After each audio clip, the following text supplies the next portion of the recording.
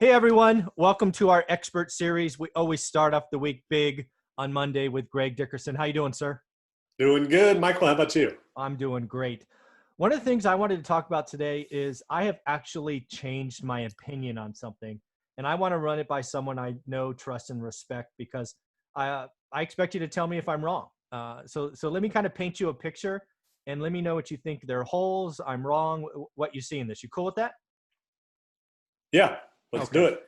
So I had the opinion that multifamily in Fresno, it's my market, it was expensive last year and sold some units, sold some apartments. Then we have this health crisis, this pandemic. And now what I could not have seen coming is I believe the rush out of the Silicon Valley and the rush out of New York is bigger than I could have imagined, happened faster than I could imagine.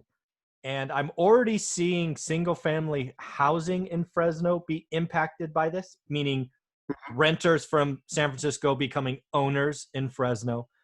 But now what I'm starting to think about is, you know what? There's not enough multifamily in Fresno. There hasn't been a big apartment building built there in a decade. And I'm starting to say, you know what? If Fresno becomes the work from home area that it can for the Valley, because again, you can live there on 60 grand a year and get to the Bay Area if you had to in a couple of hours.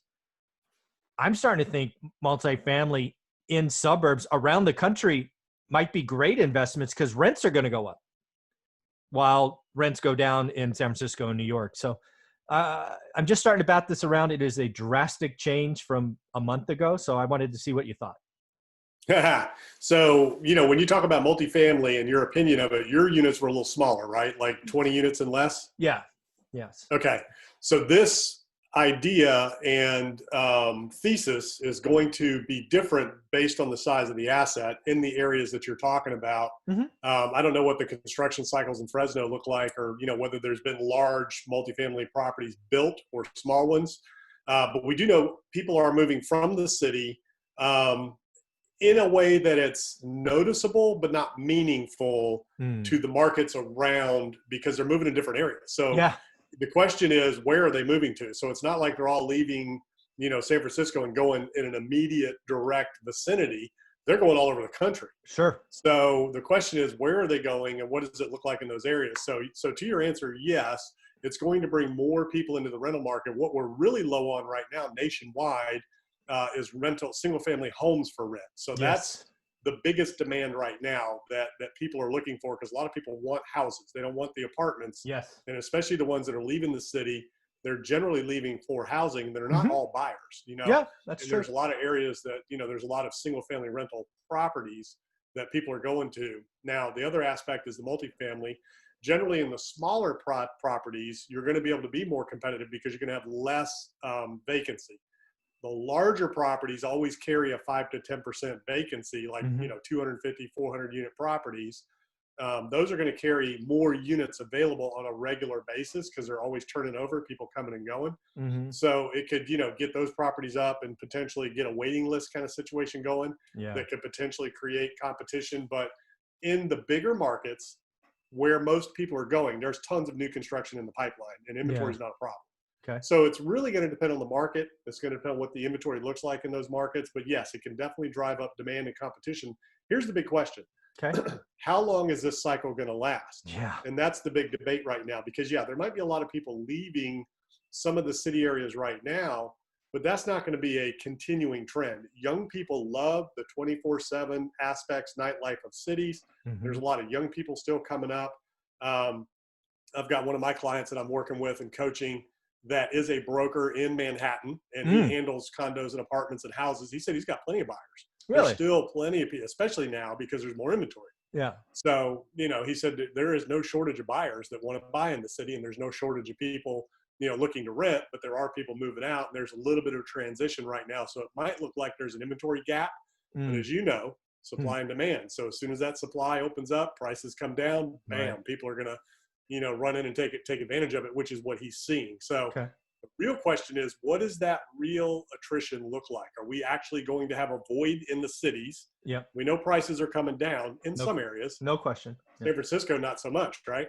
Actually, it just started. So again, data is really new, right? So for July, San Francisco, the MSA, I don't actually Metro, I don't know whatever MSA stands for, the city of San Francisco saw a price drop of 1%, which doesn't sound like a lot, but it hasn't fell in San Francisco since like 2008. Right. Yeah, and if you're talking it's 1% meaningful. of $1 million or $2 million, Yeah. that's a little chunk of change. Yeah, and also it's anytime you see that inflection, right, it rolls over. At least my experience with housing, it's never a 1 month thing, right? Yeah. The trend exacerbates. So my thoughts on all this is the virus scenario in the cities is temporary. Once we're through that, vaccine treatments and death is off the table, people are going to go back to the cities. The big differentiator is cities like Portland and Seattle, and where they're seeing the unrest, the civil unrest that could potentially change some attitudes of people not wanting to be in the city. Yeah. But the cities that have that under control, like New York, Los Angeles, places like that, where, the riots and the protests and the civil unrest is not a big safety factor for most people. That's not going to fundamentally change those cities. I mean, these are huge, huge cities we're talking about that have weathered all kinds of economic environments, right? Mm-hmm. So it's just that, that up and down. Now, here's the other interesting debate. We know that about 70% of the country owns, 30% rents, roughly, plus or minus. Yep. We know that we've had more of a move towards rentals versus owning. And there's all kinds of debates about, what makes more financial sense, and home ownership doesn't make financial sense from a retail standpoint. When you talk about just the general retail buyer that goes in and buys at the top of the market, interest rates are low, you put a down payment, taxes, insurance, maintenance, ongoing, and the potential of, appreciation, if there is even any, and the potential of a pullback versus what you could do with that money otherwise in rent. The investment doesn't make sense of home ownership long-term at the retail level right now. Now, if you buy way under market value and all that, forced appreciation, obviously that can make a lot of sense. It just depends on what you're doing. But the question is, are we really becoming a renter nation? Is there more of a push towards renting versus home ownership? And we've seen it change a little bit, but it still hasn't crossed that 50% threshold. And the question is, will that ever occur?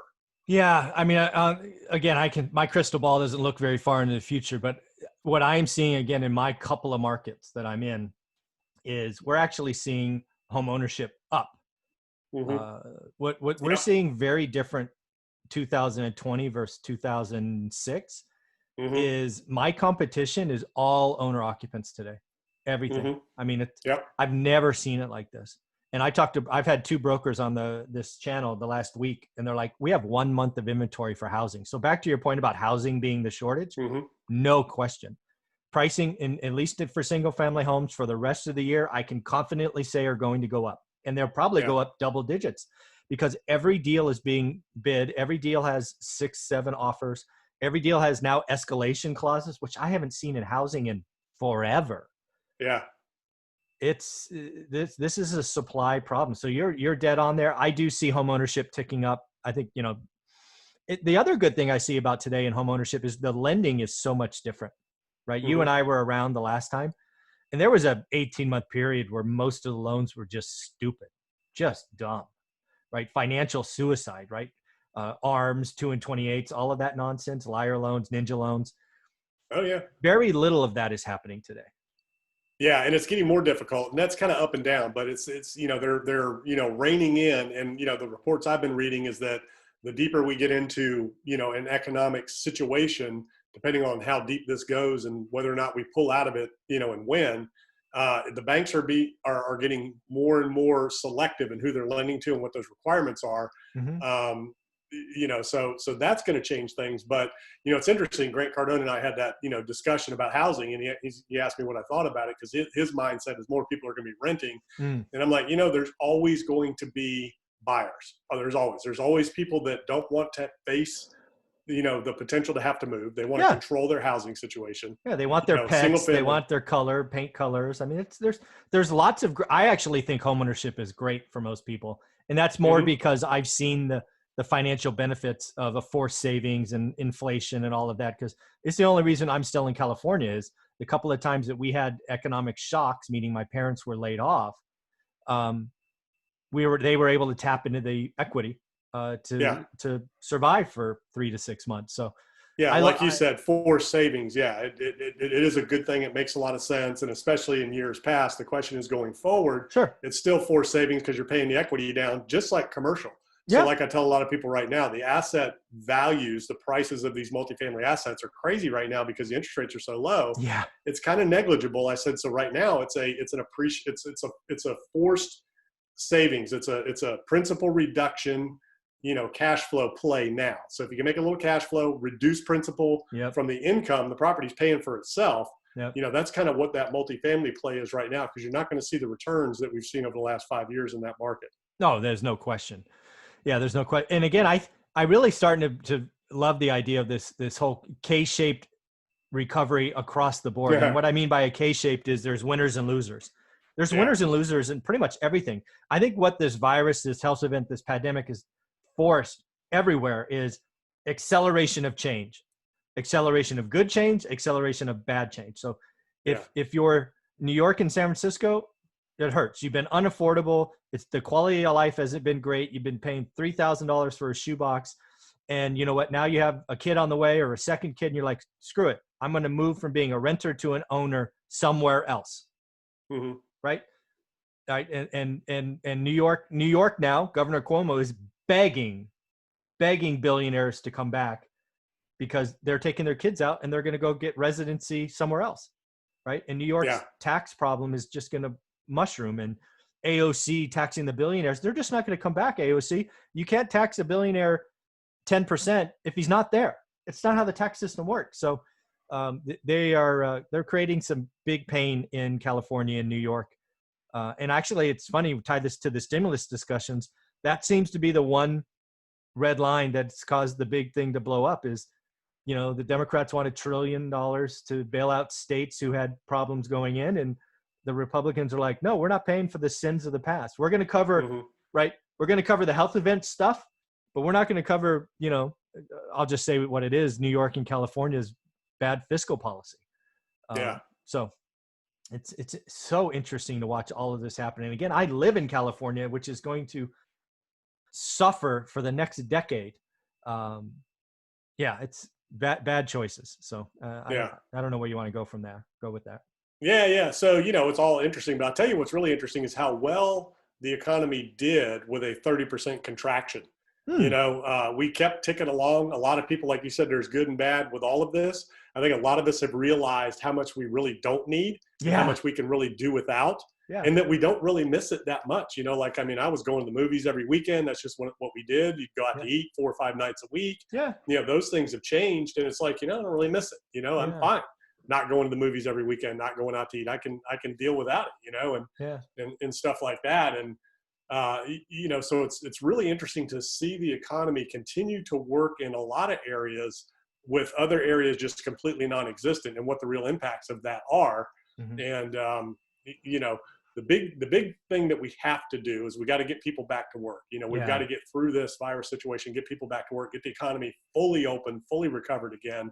And it's going to be really interesting to see what are the permanent fundamental changes in the retail and food service landscape, moving forward, and who, what types of companies and products are going to survive and continue to move forward. And now with this whole TikTok thing, that world of the internet and e-commerce is really interesting in terms of where you're doing business and who is doing business where. So that's going to be an interesting thing to watch as that plays out, and what is China going to do and these other governments going to do, to shut down technology and e-commerce in their countries coming out of the United States. So very interesting times. Yeah, I think one of the things I want to go back to that you just brought up there, right? You brought up personal change, movies, eating out, all of that. What I'm looking for in this is there structural change in consumer behavior? That's a big thing I'm watching, right? And you're right, people are doing with less. And one of the things I saw just last week is the high-end brands, right? The Gucci's, the Hermes, all that nonsense. They're expecting at least a 40% drop in revenue, top line. Yeah. And the other thing we've seen is savings is up for the first time. And also credit cards are down, right? Debt on credit cards is down. So it does appear that consumers on the surface are changing. You think any of that sticks long term? It depends. If we get through this and get the vaccine and all that stuff, no. I think it's temporary. People realize this is a unique situation, Mm-hmm. but people have short memories, right? And this hasn't been a long enough, deep enough thing. It's only been 5 months. A Yeah, lot has happened in a major way in 5 months, but sure. it's only been 5 months. If this was several years, that changes behavior permanently. Okay. I don't think on a mass scale behaviors are going to be permanently changed, because we will get through this and everything will be like nothing ever happened again at some Mm. point. Once you get to the other side of it. So a lot of it depends on, can we get through this, and do we get, Right. assuming we can, that's kind of how, that's going to work. Because, again, it's even like the financial crisis. Behaviors were fundamentally changed from that for a lot of us, but now we're kind of right back to it again, right? And if the same loans were available that were Yeah. available back then, we'd all be using them. I mean, so you Probably. know, Yeah. yeah. Yeah. So do you really ever learn anything? The big one was the Depression. That was so long and Yeah. so difficult for so many people. That changed culture, it changed behavior, it changed things on a large scale. This is so short term right now that once we get through and once we're done with it, I don't think it's going to be a permanent thing for most people. So I just want to kind of summarize what I think I heard you say. So let's just call it started early 2020. So if we're Hmm. still limping, call it by early 2022, then we're talking potentially structural change in consumer. So 24 months. Yeah, yeah. If we don't get any significant changes and things continue to deteriorate like they are now Yeah. economically into Yeah. next year, yeah, I think then you're going to see some patterns change. Okay. What you're seeing now, people are putting money away for the holidays. Christmas Yeah. is right around the corner. Yeah. Everybody knows it. So that whole savings, that it's a lot of things hitting people right now. They're like, wait a minute, if this doesn't change, I better have some reserves. We've got Christmas coming. We got to get to the other side. You got taxes coming again. Yeah. That's kind of what's driving people's spending habits, which is going to affect a lot of things. Yeah. What we saw was we had the shutdown. They opened back up. People went out and had the cabin fever spending, Yeah. getting out to restaurants. Now that's kind of tapered back again. For sure. And if, like I talked to a lot of friends that own restaurants and retail and stuff like that. So you can kind of see that behavior happening in the way that's changing. But as we get closer to the holidays, people are going to be reining that in more and more and more. And they're going to be, preparing for Christmas and then once you get through Christmas, they'll be preparing for tax season and, Yeah. so it'll be interesting to see how that really affects retail spending this year going into the holidays. Yeah. Christmas is, I mean, Christmas could fundamentally be different as well, right? Can you imagine Zoom Christmases? Oh my God. Oh, it's so funny. How does Santa get through the chimneys? Anyways, I don't know. Did you see the 4 executive orders signed yesterday? I don't want to assume you did. Yeah, yeah. So, any thoughts on the 4? We can take them individually if you want. Anything jump out at you as good or bad or anything? Well, they're all pretty much irrelevant. There's nothing that's actually going to happen today, this month, potentially this year, or due to the orders. So, for people listening, I mean, it's going to be challenged. They're not sure that they can actually even act on any of it. And Yeah. even if they could, it's going to take a while for these things to trickle out, like the $400. I mean, if assuming that gets put through and they can actually do that, I mean, when will somebody actually be able to receive that money? Yeah. And the little fine print, the states are the ones that have to pay for it. Yeah. So Yeah. They got to pay for up to 25%. Yeah. yeah, I think it's just a big political negotiation move. To be honest, I think it's just negotiating. I think they're just like, we're going to do this. We're going to get the people behind us. Now everybody's going to be, everybody's going to, be on the Democrats about it, and they'll get something done ultimately that they can actually do. But I don't think they can act on it. Yeah. So let's just tick through them as I see them. Right. I think a couple of them were easy layups. One was the student loans, right? Federally backed student loans, extend the date. Total makes sense. You would expect that. Frankly, schools aren't even open yet, so that made sense. The eviction moratorium, again, on federally backed loans. It's not all loans, people. It's federally backed loans. It made total sense. Then you get to, the payroll tax one, I've never got that. I mean, I understand the math. I understand what it is. But I never really got that. I don't know why specifically Larry Kudlow has been pushing that for so long. that doesn't make sense to me, right? First off, it's money that's typically put away for the Medicare and Social Mhm. Security, as I understand it. It is a delay, which means you owe it back in 4 or 5 months when the year is up. I don't really get that one. The only thing I could look at is when you look at everybody being helped, it allows you to check the box of if you're employed, you can get some help. That's the only thing I Mhm. could see. And again, it's a political thing. So if that's true, genius, right? If you want to say, hey, I help the unemployed, I help the employed, I help students, I help homeowners. I mean, I get the political play, but I don't like that one. That one feels misplaced to me. Any thoughts on that one? Yeah, so number one, it's immediate. So it boosts your paycheck a little bit by the 7.6%. Yep. right, just that little bit of withholding that gets taken out of your check, and then of course the employer's matching contribution. You know, I don't know if that gets suspended or not. I No, think it's just the employee. okay. So that's immediate. So that puts money in your pocket, and it incentivizes people to stay working and continue to work because like you Mm-hmm. said, but it's not a long-term solution, and if it's just a deferment, then it really doesn't solve anything. Yeah. Nobody's going to go for it because it's Medicare, Social Security. I mean, you can't mess with that. Yeah. You can't stop that because that system's already in a hole anyways. Yeah. They've been borrowing from that for years. So that's not a super meaningful thing, but that is immediate, and it does incentivize people to keep working versus the unemployment that largely disincentivized a lot of people, Yeah. to not go to work because they made more with the unemployment than they would working. So they need to come up with a fair system there, which doesn't seem to me like it'd be that hard. If you have a job that you can go to, if you don't go, you don't get the unemployment. Yeah. If you have the choice and you're just making a choice, or there's ways to know how that works. Whether or not you can actually keep your job, and you're choosing not to go because you're making more money. Yeah. Then the other one, of course, is the unemployment, the $400, 300 from the Fed, 100 from the state. Mm-hmm. Can the states do it? All of that nonsense. The Yeah, one in thing this that, day and age, Mhm. we should be able to, what should be done is if you are legitimately out of work and you lost your job due to this, your income gets replaced. Shouldn't be more. It shouldn't be less. You should get, dollar for dollar. You should be made whole. Seems like we could come up with that. We have payroll taxes withheld every single, Mhm. week. When I owned restaurants, man, I made deposits every week, so that system can be tracked to replace somebody's income. That's what they Yeah. should be talking about. How do you make people whole?